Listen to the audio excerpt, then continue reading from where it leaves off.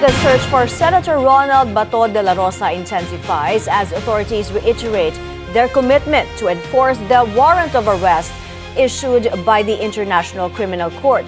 They vow to follow all possible leads. Pierre Pastor has the details. Pierre?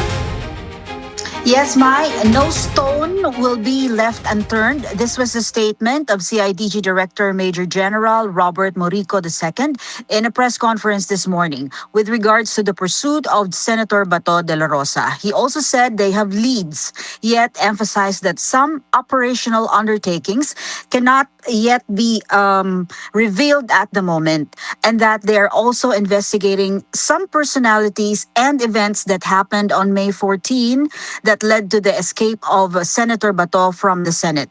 PNP Chief Jose Melencio Nartates also reiterated that they are also eyeing all that Senator Bato has, and will be communicating with. There are a number of police personnel who are involved in the patrol looking for the senator. He said down to the provincial level, there are teams mandated to implement the warrant of arrest. Nartates also said there's no need to create another manhunt team to pursue Senator Bato because all are already in place. The PNP chief also noted that the senator is not the only one that they are after, as there are more than 500,000 people on the PNP watch list at the moment.